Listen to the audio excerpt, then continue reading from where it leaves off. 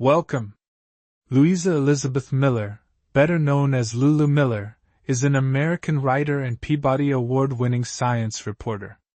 Her book, Why Fish Don't Exist, is a fascinating blend of memoir, biography, and philosophy. It dives into the life of David Starr Jordan, a 19th-century taxonomist and one of the founding presidents of Stanford University. Jordan was obsessed with cataloging fish, but the book is about so much more than that. Yes, Miller uses Jordan's life as a lens to explore themes of chaos, order, and resilience, asking big questions about how we find meaning. Her writing is both personal and philosophical as she tries to understand her own crises through Jordan's story. Absolutely. Let's start with the basics. David Starr Jordan was a taxonomist, and for him, naming things was a way to impose order on the chaos of the natural world. Just to remind you, Jordan lived in a time before Darwin's theory of evolution was fully accepted. Thank you. Miller recounts the 1906 San Francisco earthquake, which destroyed much of Jordan's catalog of fish specimens at Stanford. Instead of despairing, he immediately began the painstaking task of reordering his collection. Miller contrasts his resilience and persistence with her own struggles with meaninglessness. Most people would have crumbled, but not Jordan. He saw it as an opportunity to keep pushing against chaos, gathering the broken specimens and rebuilding. Miller admires this resilience. And that resilience inspired her. But then we see the darker side of his work. He had a rigid worldview that led him down some troubling paths. Yes, he was deeply involved in the eugenics movement, which aimed to improve humanity through selective breeding. He believed certain traits could be preserved by controlling who was allowed to have children. His belief in order and control led him to endorse harmful policies, like forced sterilizations. Miller uses this to explore how the desire for control can turn dangerous. It's both fascinating and troubling. Jordan's drive to control the chaos ultimately led to some terrible things. His life shows how rigidly clinging to a worldview can blind you to harm. Exactly.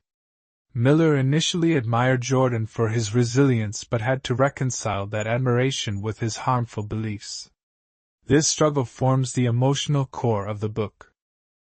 And then there's the title. So, why don't fish exist? Great question. Miller explains that, scientifically, fish isn't a valid evolutionary group because it includes animals that aren't closely related. Some fish are more closely related to land animals than to other fish. It's such a mind-bending idea, and Miller uses it as a metaphor. Just as fish doesn't really exist as we think, maybe strict categories and order in life are also illusions. Life is messy and chaotic, and rigid structure can lead us astray. I think that's the book's main message. Miller suggests that trying too hard to control life's chaos can cause more harm than good. Yes, and she comes to this realization through her own struggles. By the end, she embraces the idea that maybe life's meaning comes from accepting uncertainty, not from erasing it. We can all relate to that, especially in today's unpredictable world. There's something comforting in Miller's idea that we don't have to fight the unknown but can find peace in accepting it. It's a shift in perspective. Instead of trying to conquer chaos like Jordan, Miller suggests we understand and even respect it. There's beauty in imperfection and uncertainty. So true. Maybe the trick is to work with chaos, not against it. Miller leaves us with the idea that we can choose connection and compassion over rigid order.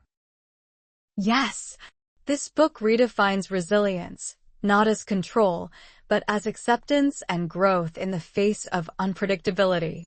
In the concluding chapter, Miller embraces the idea that chaos is natural, and meaning comes not from controlling it but from navigating it with compassion. For me, the main takeaway is about embracing life's messiness. Sometimes meaning comes from adapting and staying open, not from perfect control, and so, the book becomes a call to find balance between curiosity and humility. I love that.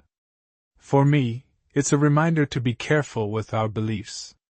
Just like Jordan's pursuit of order led him to eugenics, our beliefs can lead us to unintended places. It's essential to stay compassionate and open-minded. And that's all we have for this book. Yes, keep learning and prospering. Bye.